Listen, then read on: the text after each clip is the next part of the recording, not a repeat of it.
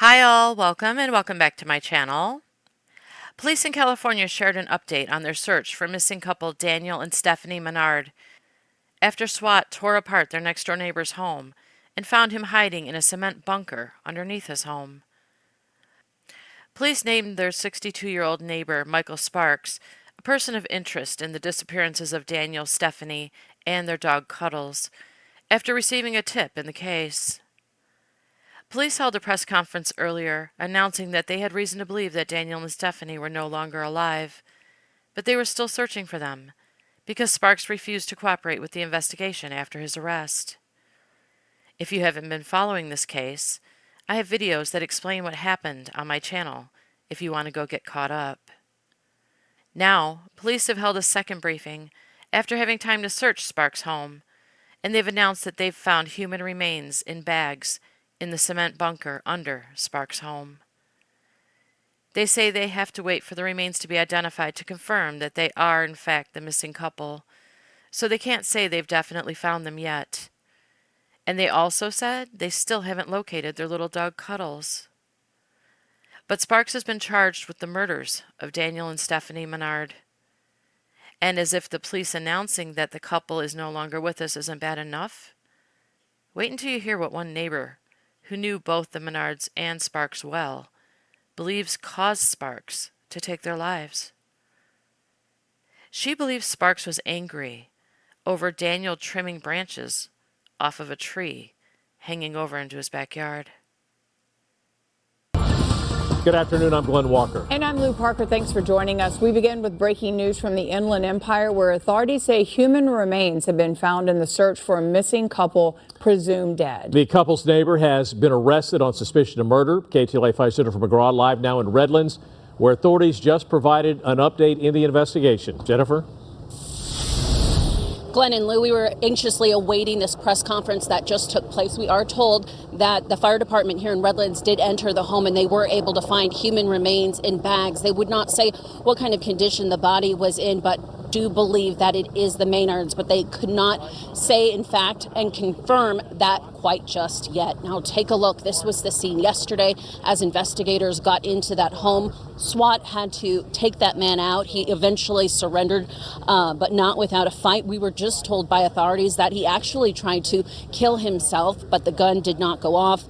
He was found underneath his home in a bunker that it looks like he had made, some sort of like concrete 5-foot high bunker, and that's also where the human remains were found. 62-year-old Michael Sparks of Redlands was taken into custody last night, believed of killing Stephanie Menard and Daniel Menard, 79 years old. SWAT brought in robots to nearly tear the home apart to eventually get that man into custody. The couple was reported missing by a friend when they didn't show up for church, which is highly unusual. Concerning initially grew for the Menards last week when personal items like a cell phone and Stephanie's purse were still inside the home. The Menards' vehicle was found unlocked with keys still inside, but parked just down the road from their house. Neighbors say Spark kept to himself, but they say he was a really nice man. Nicknamed him Sparky. They are all still in shock by the news.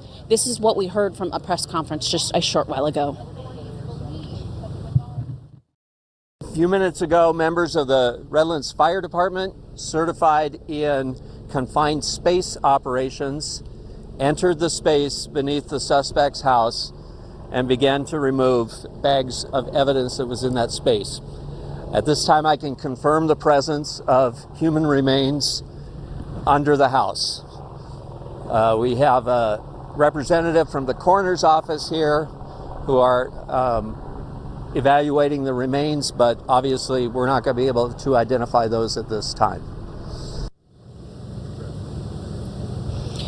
Yeah, the home was badly damaged during the breach, which is why investigators say it wasn't safe for them to go in quite yet, but they were able to go in using cadaver dogs, confirming human remains, and then again the fire department went in as well. Now, we don't know much about the suspect other than people say he was a nice man. He lived out here for about 30 years and he kept to himself, but they do have something that they believe may have triggered him. It's sad. It should have never happened. It was for a stupid reason, and it should have never happened. What do you think that reason was? Dan and Sparky, Mike, shared a tree, and Dan used to come out and trim the limbs because, you know, they were coming over on his and Stephanie's property, and that made Sparky mad. And I guess he held that grudge all these years.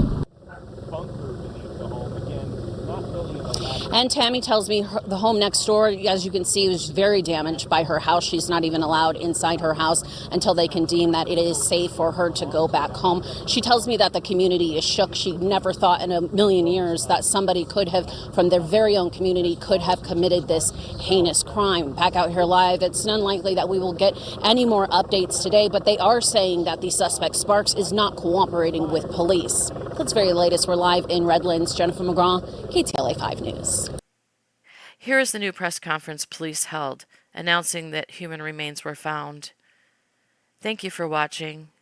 Stay safe out there, and here is the new press conference. All right. A few minutes ago, members of the Redlands Fire Department, certified in confined space operations, entered the space beneath the suspect's house and began to remove bags of evidence that was in that space. At this time, I can confirm the presence of human remains under the house. We have a representative from the coroner's office here who are evaluating the remains, but obviously we're not going to be able to identify those at this time.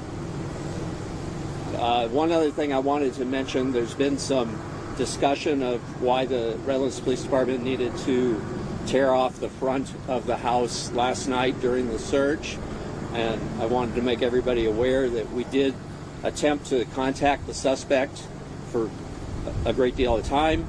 We also broke out a window and entered with a drone. We were not able to get around in there and confirm. We had reason to believe that the suspect was barricaded and armed, and we wanted to protect the safety of our officers. That's why the front of the house was removed. In fact, the suspect was barricaded and he was armed. Armed with what? With a rifle. What kind of condition were the remains in? I don't want to speak to that right now. Were they in the bags? Yes. Do we know how many bodies he's recovered, or you guys have been recovered? All I can confirm is that we have recovered evidence, and including human remains. Any word on the dog? Not at this time. What can you tell us about the overall layout of the house? I understand we saw the SWAT team vehicles kind of following in holes yesterday. Was there some sort of reported tunnel system underneath the house? There are no tunnels that we can tell. There is a space about 5 feet deep. A man or woman about 5 feet could walk up right there, and it goes back maybe to the back of the property, which is a mobile home. So essentially like a bunker. Correct. Was it formatted so that he could do stuff down there, or was it just your basic hole? All I know is that it was a space where that's where he was found, and that's where the So like a evidence. dug out bunker? It was concrete. It is concrete. Did he have any like furniture in there or anything? Or I was don't it know. just a spot? I don't know. We're just now, earlier today, we had a city crew with a camera that we used to evaluate sewer blockages. They were able to run that camera into that space and verify the presence of the evidence as part of our due diligence to make sure that the space was safe before anybody went in there. How many bags did you find? I'm sorry, How many bags were there? I don't know. If you have found bodies, are they in enough shape that you can confirm that they are believed to be dead as an arm? That'll be up to the coroner's office to determine. Right now we're removing evidence, and we have confirmed that at least some of that is human remains. Found 2 bodies. I can't say that. All I can say is that there are human remains in there. Inside of the bunker or inside of the home? Inside of the bunker. Will the human remains intact? I'm not going to comment. Has Mr. Sparks been speaking with law enforcement about possible motives or anything? No, he has not spoken with law enforcement. Are you you aware guys? of any disagreements between him and his neighbors? We're not going to, that's part of the investigation. We're not going to speak to that. You've been doing this a long time. What do you think of this? What I think is really not relevant. It's unusual, certainly. I think the public can make their own determination about it. So I know that you guys aren't I'm able sorry, Mike. I thought I turned my ringer off. I know you guys aren't identifying the bodies per se, but can you at least confirm that Stephanie and Dan have been killed? And then if so, I mean, you do believe this man was the sole person responsible for their death? We believe that Dan and Stephanie are deceased. I can't confirm that. We haven't located, we don't know that we've located their bodies. We've located human remains. I can't verify that that's Dan and Stephanie, and without verifying that, we don't have physical evidence that they're deceased. But it's accurate to say that you believe that this man is responsible for their deaths? Yes, and that's why we've charged him with murder. Did you remain for those in the back? Yes. Were the remains, I know you can't really go into detail, but were the remains discovered in like a gruesome sort of fashion? We believe this is a homicide. I think that's a gruesome sort of fashion. I don't mean to make light of it. No.